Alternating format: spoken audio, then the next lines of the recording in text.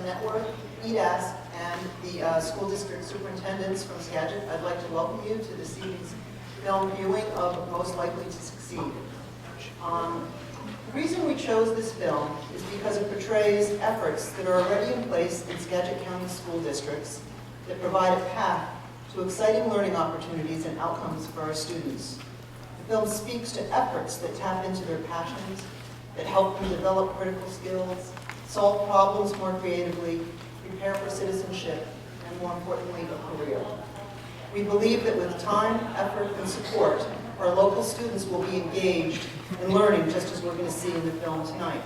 So a little bit about the Skagit STEM Network. Our purpose is to provide resources and a collaborative environment that elevates Skagit County as a community fostering student growth.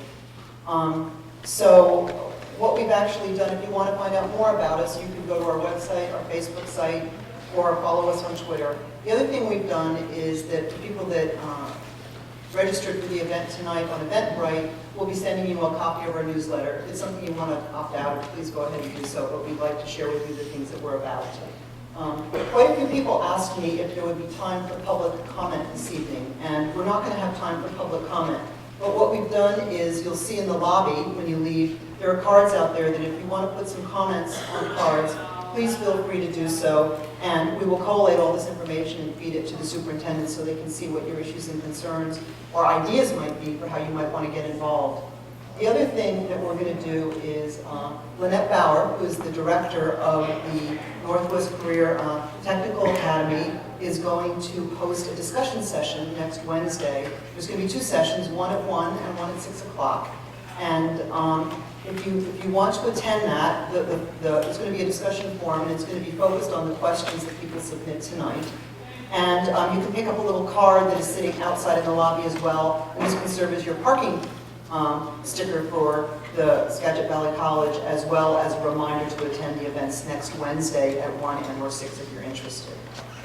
So what I'd like to do now is turn this over to John Sternlick, the CEO of EDASC, the Economic Development Alliance in Skagit County, to facilitate the panel discussion.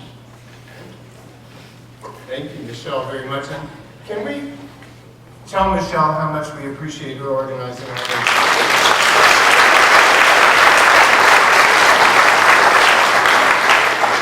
I'd like to start off, get to know the audience. Can we have everybody starting over here introduce themselves, please? That'd be a good use of our time. I think people might be wondering why EDASC is involved in this effort, and I am only too happy to talk about that. There are a number of reasons, there are a number of important factors that come up. One is the obvious. The companies we work with need folks to put out their products and do their work who are well educated, who have the skills that they need to compete in the workforce today. And as you probably are aware, most of the jobs that are going to be the biggest jobs in the next 5 or 10 years don't exist yet. So how do we educate people for that? That's one part. The other part is a general economy question. We have to be competitive globally, and we have to be able to take those jobs and produce the best materials we can. The other part of that is something that's a broader economic development question. I just got back from the International Economic Development Council's annual conference, and more economic developers are looking at the whole picture of a community's prosperity and a community's health. So if we have a significant portion of our population who can't compete in the stream of commerce, who can't participate, who are not competitive in the workplace, then our entire social fabric suffers as a result. So those are some of the reasons why EDASC is involved. This is about us who are already in the workforce. This is about our children, about our grandchildren, about our neighbors, about our employees and their kids, and about also, if we're thinking in terms of economic development, being an attractive community. A community where companies are able to stay and thrive and prosper and grow, and where we can attract new companies that will help expand our economy. So tonight, we are partnering with the Skagit STEM Network, and I would be remiss if I did not make sure you understood that that's a new name. Initially, it started as the Cedro Woolley STEM Network, and Phil Brockman here was a great moving force in that, as well as Michelle, and they have very generously decided not only to spread that to our entire county, but are working with the Washington STEM Network as well. So we are leading in our state in this effort. Another important thing to note, you see these very impressive and attractive people arrayed before you. They are not just pretty faces, although they are that. They are the 7 superintendents in our county. And not to put too fine a point on it, all 7 of the superintendents in Skagit County are here tonight on the same stage, all lined up in a row to talk to you.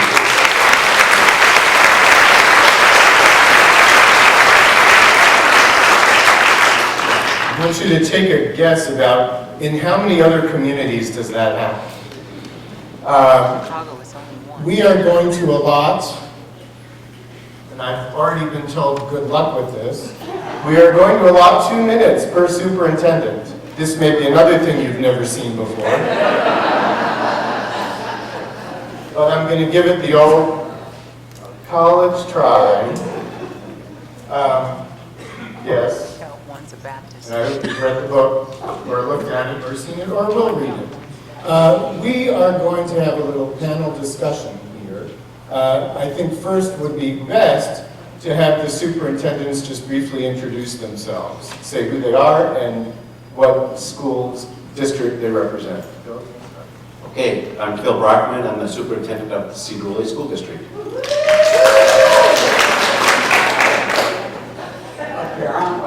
Good evening, and thank you for being here. My name is Carl Bruner. I'm superintendent of Mount Vernon. Good evening, thank you for coming. I'm Laurel Brandon, superintendent of Burlington Edison. Good evening, I'm Whitney Meisner, superintendent in LaConner. Mark Wenzel, Anacortes. Good evening, I'm the superintendent in Concrete, Washington, Wayne Barrett. And I'm Chris Pearson, the superintendent in Conway. I don't know, it's still giving me shivers. I just can't believe everybody's here. So, this is our chance, our opportunity to take advantage of all this brain power. First question, can you showcase the type of things that you're doing in your school district to engage your students with their passions and a growing sense of purpose? Teach them the critical skills they're going to need for career and citizenship, civic life, and inspire them to do their very best to make the world a better place. Not that that's a big job. Phil, you want to start? I'll try to remember what you're asking us. What did you do this summer? That's right. So I'd first like to talk a little bit about why we're here tonight. 2 years ago, Cedro Woolley, local government, Mayor Wagner, some others, our board members, came up with this idea about developing a STEM network. We're the only area in the state, the northwest part of the state here, only area in the state, where we didn't have a STEM network. So we started talking about it. We engaged WASTEM. We ended up with a small grant of about $30,000, and we started talking to our business and then industry and about what we needed in our schools in terms of their partnering. We wanted students to see real-world stuff. Field trips to their businesses, speakers in our schools. We hired a career-connected coordinator, Sean Doffin. Sean, are you there? Out there? Raise your hand there. There's Sean. He's going to do a lot of this work. But the whole purpose was, what do we want our students to know to be productive citizens in the 21st century? And it revolved around collaboration, critical thinking, and inquiry, project-based learning, and all those types of things. And all of a sudden it got legs. and it started spreading out. Business and industry, EDASC began to partner with us. And then it got too big, and now it got too big for Cedar Woolley. We're just 4 miles east of here. So we had to invite everybody else in. And I have to tell you, this is a privilege and honor to be sitting on the stage with all of you, because they are very, very intelligent and passion-driven superintendents for each one of their school districts. And it's just fun, and again, a privilege to be with them. So what we're doing at Cedar Woolley, we started Evergreen STEM Lab School. It's one of our elementary schools there. And it revolves around science, technology, engineering, and math. Our teachers are working with the University of Western Washington University, developing units of study. And what's come out of that are robotics and programming these robots where to go and how to do things, and lab situations in the classrooms. And the teachers have bought into it. And we're looking at lots and lots of innovation with our elementary students, K-6. Evergreen, Lyman Elementary partners with the Children's Hospital and has their mobile lab come up, and they're doing genetics in our elementary schools. And it's a lot of fun just to see what they're doing over there. Sandwich Elementary, Rube Goldberg. How many of you know who Rube Goldberg is? All right. So they have Rube Goldberg Night, and they started that this last year, and it was just a hoot to see our students demonstrating what they're building and inventing and trying to explain that to their teachers and parents. And so it was just a lot of fun to see that. Cascade Middle School, Next Generation Science Standards. I think some of you will talk a little bit about that, but we're expanding technology and science in middle school. 3D printing is big over there right now. The high school, we're reprogramming the curriculum. All 9th graders take biology and then move on to chemistry, move on to physics. We've expanded our CTE, computer programming. I walked into a class last year where they're reprogramming Pong. And I'm looking at the audience out there, and I think a lot of you remember what Pong was. So our students are actually doing these types of things, which is a lot of fun to watch. So the bottom line is, and as part of this, what you can see tonight is we're trying to tap into the passions of our students, get them to know and understand and have a passion for owning their learning, and just to be competent, productive citizens in the 21st century, so they can collaborate, so they can problem solve, so they can work together with other people. But we have a lot going on, and I think I've gone over my 2 minutes, so I have a lot more to say. Okay, Carl. Thanks, Phil. And I would like to thank Phil and his staff for expanding Skagit or Cedar Woolley STEM out to become Skagit STEM.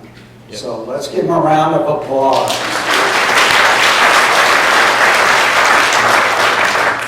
A little over a year ago, our school board adopted a singular goal, and that goal is to graduate 100% of our students with the knowledge and skills to be successful in post-secondary education or training, careers, and life.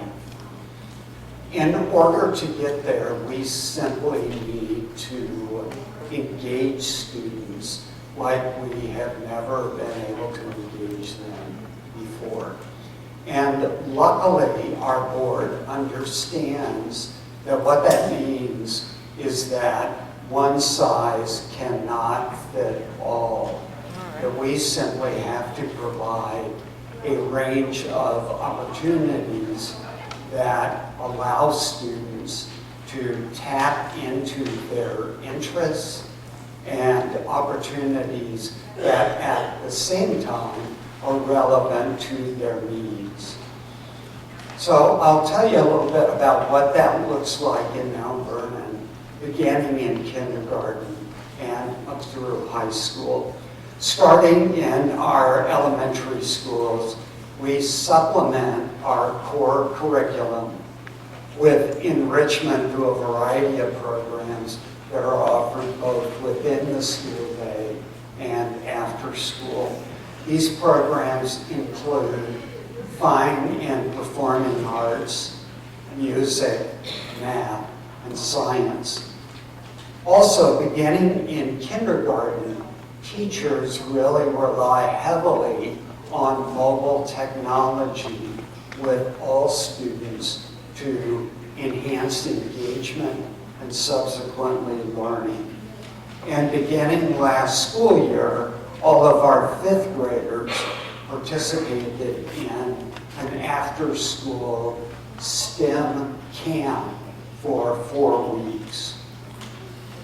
Once students get to middle school, which in our district begins in 6th grade, they have many more opportunities to explore a variety of areas, both within and outside the school day, including engineering, programming, video production, advanced mathematics, robotics, vocal and instrumental music, drama, and world cultures. They also have the opportunity to develop leadership skills and civic responsibilities through clubs like the Latino Educational Achievement Club, Key Club, and our Migrant Leaders Club. Our high school then, once students matriculate to high school, strives to offer students multiple avenues to explore and develop their interests, while at the same time guiding them towards graduation requirements and encouraging them to plan and set goals for life after high school.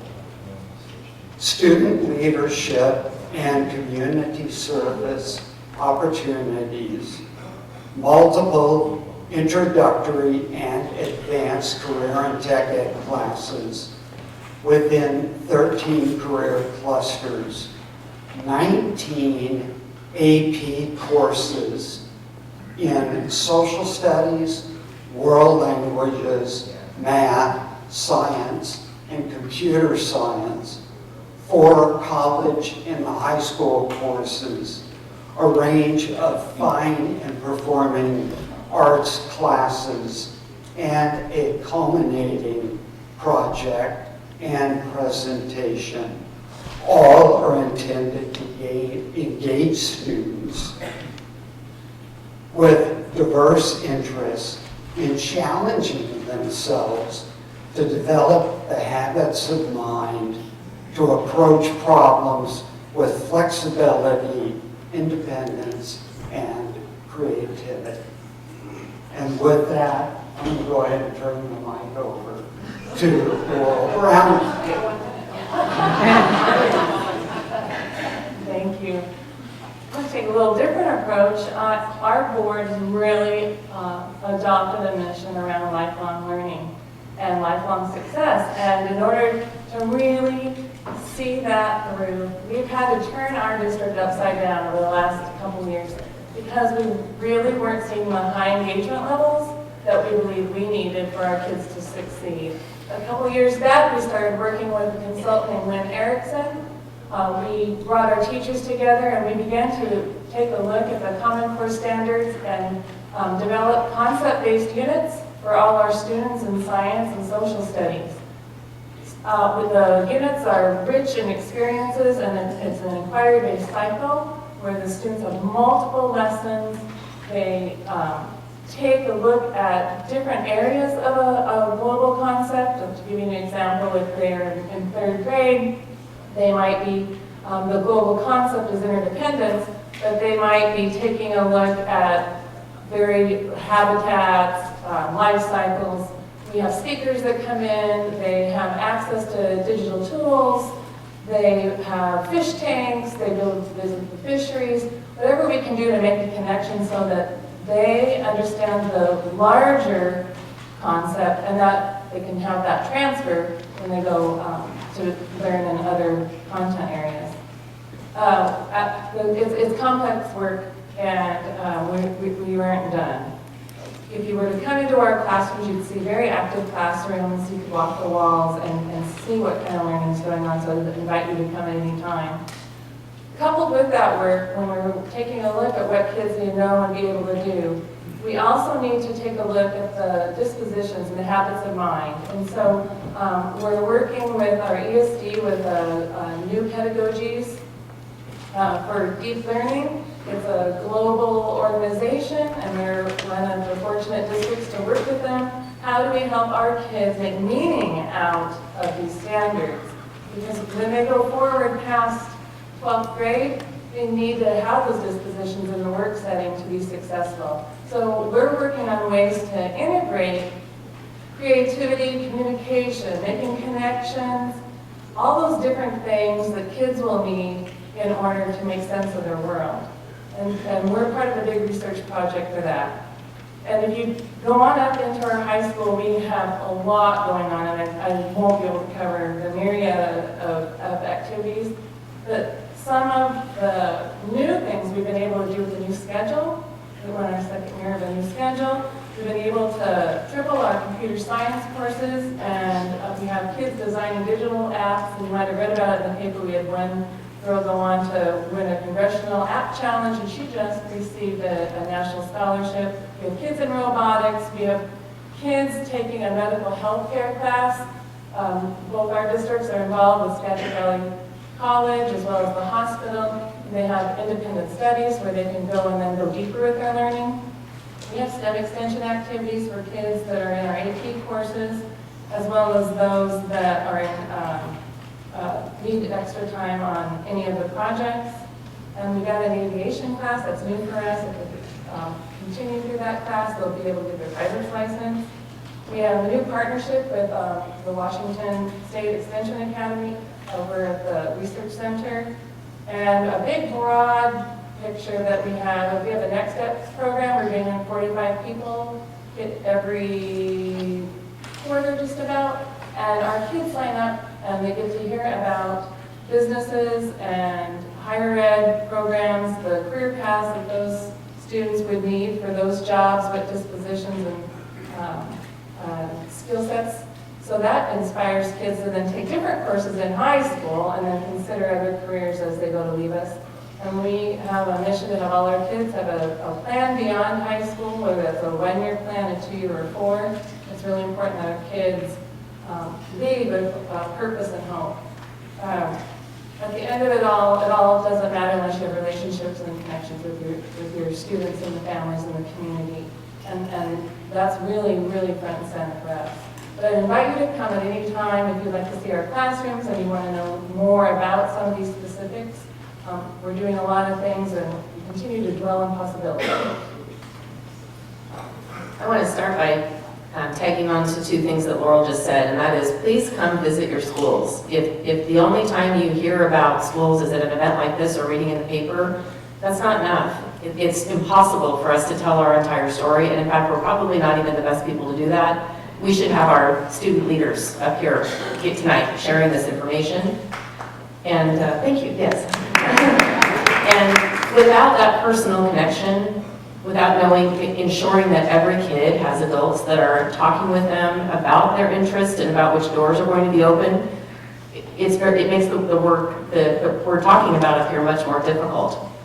And I think hand in hand with that, we have to pay attention to equity and making sure that we're also making sure that we are also helping every kid have as many doors open to their future as possible. So come see me in O'Connor. I'll tell you a couple things. I'm new. I've only been in the district since July, and so I've really been learning and would love to learn along with all of you. But yesterday I was in a 6th grade classroom and I walked in and all of the kids were on computers. Well, it might not have been 6th grade. I think it was 6th grade. It's middle school at least. And they were all on computers with headphones. And I couldn't tell what they were doing. And so the teacher came up and said, "Do you know what class this is?" And I said, "No." And he said, "This is GarageBand." And so he invited a couple of the kids, yeah, it's really cool. He invited a couple of the kids to tell me about what that meant and what every single student was doing with full 100% engagement was composing music on the computer. And they were a little nervous to share their music with me because it's pretty personal, but it's incredible. And what I hear is that last year that music was the music at the dances. So it's very relevant to the kids, and it's very exciting, and it's real.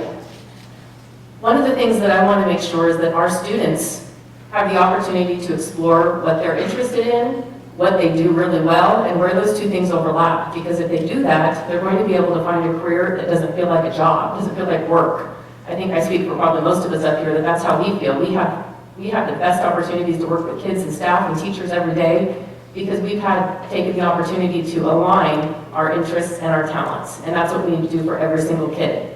And we need to make sure that they're equitable opportunities. I think the other thing to think about is how to help kids experience school as artists, as musicians, as scientists, and yes, even as mathematicians. Sometimes people don't know, what do mathematicians do? So I started asking that question, and I encourage you to do the same. It's very interesting, the answers you get. I think the other story I'll share with you tonight is that we had our open house last night, and I was in the art room. And there was a girl there telling her mother how to use every single tool in the ceramics class. And her mother told me that the girl is autistic and really has a hard time with her memory.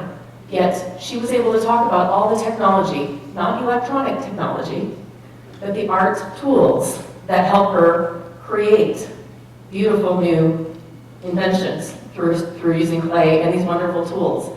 And her mother was just amazed at how her mind worked, able to remember everything, what it was called and what it was used for. So again, my last thing I would say is just to reiterate, please go visit the schools, talk to the kids, watch the teachers, notice what's going well. We hear a lot about what's not going well, but please notice what we're doing well. There's a lot. And take time to talk to kids. Their voice seems a little absent tonight. So imagine you're a junior in high school. Let's take everybody back for a minute to high school. And you're walking into your digital media class. So this is video productions. And your teacher, Mr. Thompson, is just bubbling with energy. He's really, really excited because he has something to share with you. And he shares that he just got off the phone with Anacortes Rotary, and they've commissioned the class to do a video for their auction next month. Now, it's a 3-minute video, and it needs to be really well done. They have very high standards. And by the way, they're paying us for it. So your work is paid, and the bar is high. So he's asked you to be the leader of the team that's going to do this video. And it's a big responsibility, and you're pretty excited because you love projects like this. You took video productions last year, so you know the basics really well. You know how to edit film, you know how to do the sound editing, you know how to storyboard. And so you're really excited about this project. And Mr. Thompson does this all the time. He was in industry, and he always gives us these great projects. So you start digging in with your team. So critical thinking is important, right? You have to figure out how to tell this story. You remember from English class that an appeal needs to have pathos, logos, and ethos, right? Aristotle said that. There needs to be a logical appeal, there needs to be an emotional appeal, and it needs to be credible. So you're thinking through that. How can I storyboard this in a way that I can tell this story? Oh, by the way, the Raise the Pedal is for the American Legion.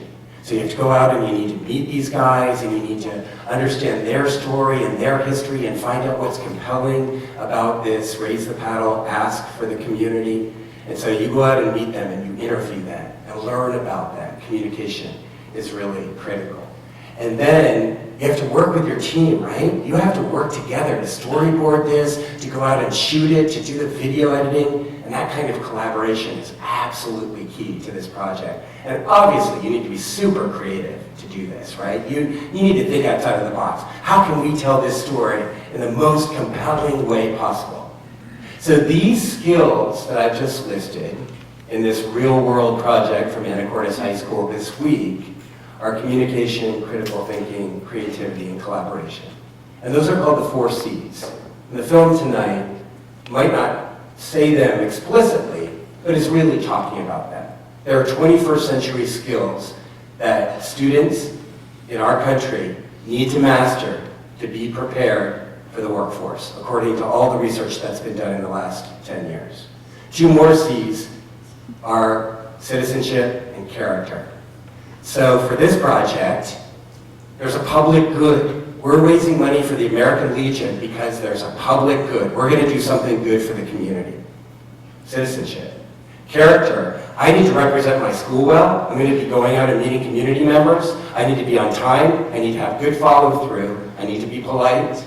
All of those are, of course, in the character realm. So this project has all 6 C's. In Anacortes, we're talking about how can we embed these 6 C's into the work we do from kindergarten through 12th grade in ways that give students choice and voice.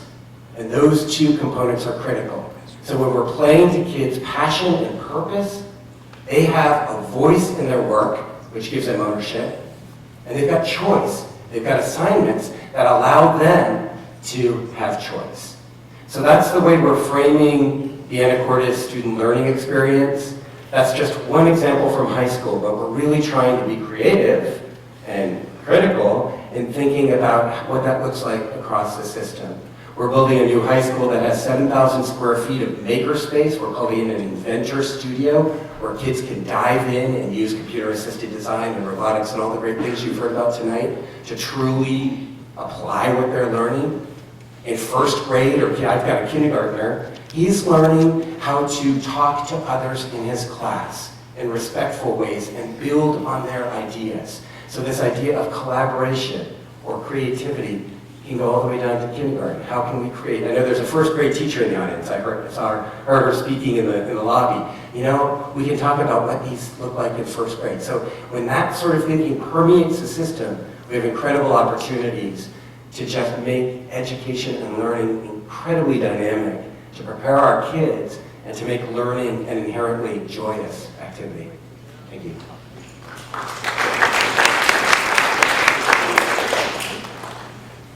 So, like Whitney over here, my predecessor, we're both brand new to the districts that we're in. And so as we're formulating these relationships with teachers, with students, with the community, we have to be the spokesmen for our district as far as where we need to go and how we need to get there. My background is CTE, so I am part of STEM. Imagine building a $40,000 jet boat from scratch and doing all the engineering and all the layout and all the cutout. Those are things that my kids have done along the way. So my challenge in concrete with the community that we have is to formulate some of those same programs. We've got some programs going there right now that are on the up right now. One of those programs is our Farm to School program. We have partnered with multiple farms in the area, and we're doing organic growing. We are putting summer institutes together. We ran a 5-week summer institute in partnership with the hospital this year. We had about 85 kids in that program, and I mean, once a week they're out in farms understanding these are the things that it takes to grow these. I mean, it's an incredible program. So our challenge next is to become partners in this STEM network with everybody else. And I have 2 favorite words, okay? My first favorite word is free, okay? Free faith. And in partnerships, they're free. All you have to do is go out and knock on doors. When I started looking to build jet boats with high school kids, everybody told me it couldn't be done. I knocked on doors for 3 straight years. Pretty soon one of those doors opened. And the next thing you know, we're building $40,000 boats. So my community, it's going to be about working with the community and building those partnerships for free. Okay? Because we don't have a lot of money. My other favorite word is I like free and I like willing. Okay? So my other willing word is that, you know, I have to work with these people and make sure that they're willing to help kids understand that there's a vision beyond concrete. And our kids sometimes miss that. I haven't been there that long, but I've been there long enough to figure out that we have to give them purpose, and we have to give them a vision of what their future looks like. Whether that's in robotics, because we have some of the robotics going. But even in agriculture, things are changing. What's changing in agriculture? all of a sudden drones are doing the work that a lot of those people on the ground used to go out and do. So kids that are able to program drones and do all of those things, they're going to have jobs and they're going to be productive members of any community that they're part of. So in concrete, again, a lot of farm to school things. We're going to be building CTE programs that we're lacking right now. So I'll turn it over to Chris. Thanks. I don't know about going last here. That was a very good choice. Yeah, so comment is everything that was said already. Maybe a little more, but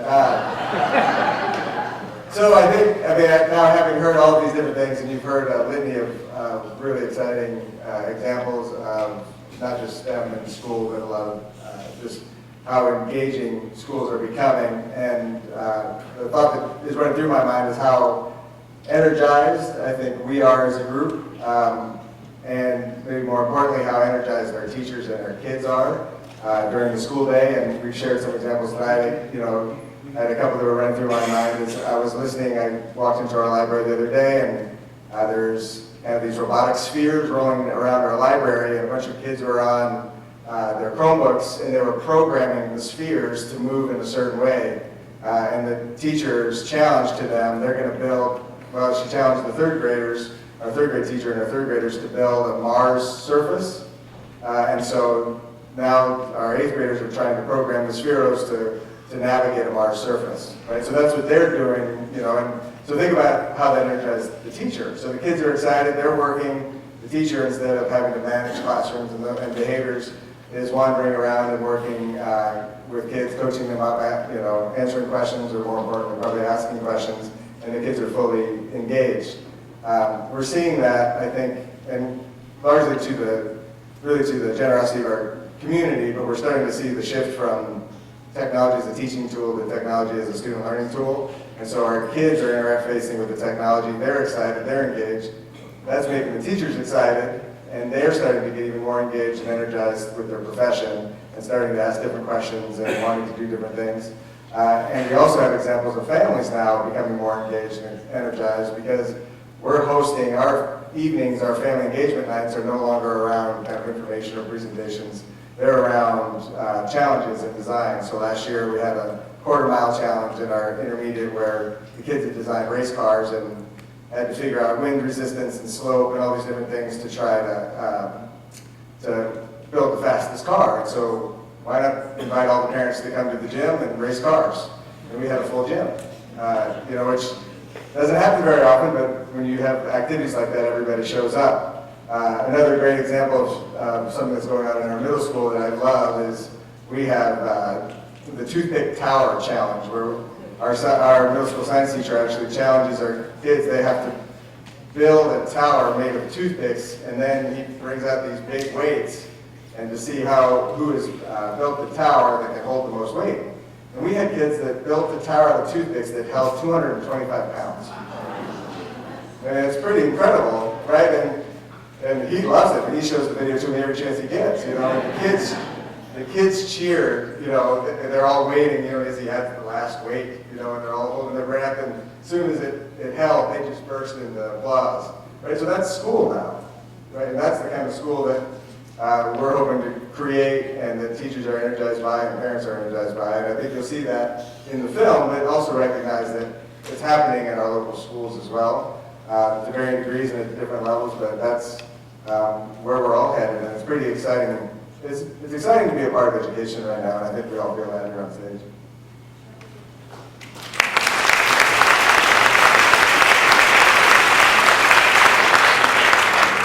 Well, so not only are they innovative, brilliant, forward-thinking, and good-hearted, I think in view of what we're getting ready to watch, they're also just a little bit brave, maybe.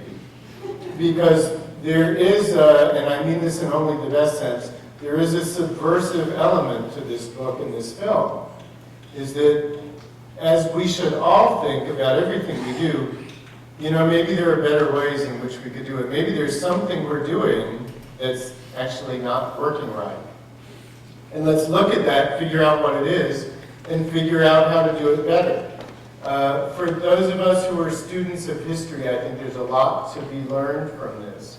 If you look at industrial progress throughout the centuries, think how much faster and more exponentially explosive it is right now.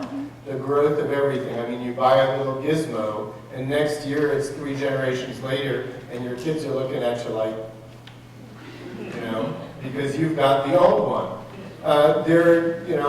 Buggy whips are not around anymore, and we all know that story. But how much faster does it happen now? So the premise of this film and this book, and by the way, this preview is free, just so you know. The premise is that with all these opportunities here, we can't rely on rote learning. Everybody's got Google, right? If you don't know something, you can look it up. Used to be, I mean, even when I was a kid, someone would say, I wonder, what the population of Australia is. And we'd all sit around and look at each other. Well, now any 7-year-old can whip out her phone and tell you. So maybe the thing we need to be focusing on is not memorizing all that, but thinking of creative ways to come up with new products, new ideas, cure cancer, whatever it might be. And I think a lot of the ideas you've heard tonight, a lot of the practices, are directed at that. Yes, we need to know stuff, but we also know how to do stuff. And that, I think, is what I'm looking forward to hearing tonight. Not just about the talent for getting good grades and good SAT scores. I don't know if they're going to have it in the film, but if they do, look for the baseball aptitude test, BAT. Look for that. It's in the book if it's not in the film. That kind of rocked my world. So with that, I want to have everyone express our appreciation again to all of our fabulous